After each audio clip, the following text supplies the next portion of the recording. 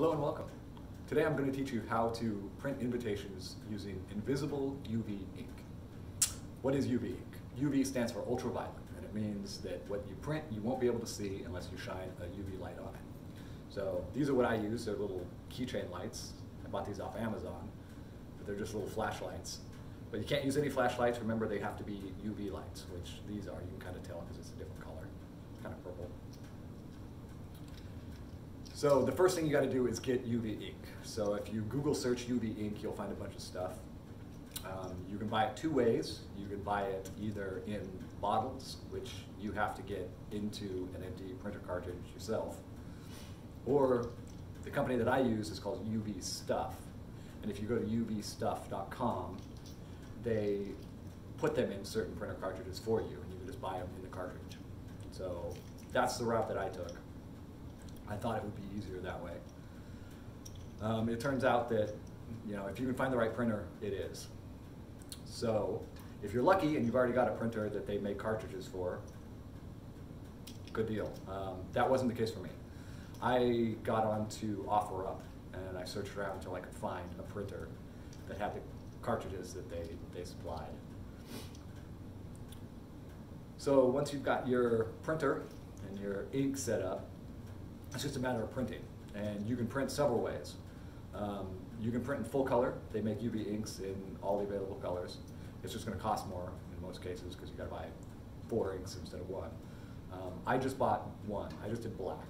So when I created my artwork, I made sure that it was just black and white, and then I just put the black ink cartridge in and printed it that way. Let's see. Here's my invitation, and if you look closely, you can kind of see that it's been printed on. And the reason that is because this particular paper is flat, and it soaks up the ink, so you can tell that it's been printed on. This is not the paper that I ended up using.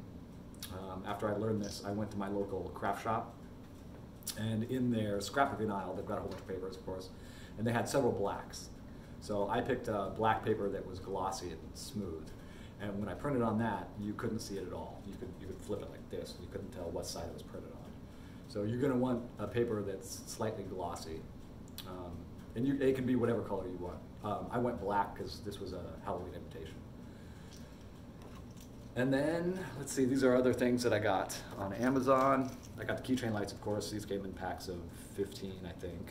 You can get them in different colors as well. Mine's black. I bought these little skeleton keys. I got assortment packs of these, so I put a key on it. I got envelopes that are black that have red inside. And then finally, I got a bubble mailers also in black. So then I put the invitation and the keychain light all into these, and that's how I shipped them.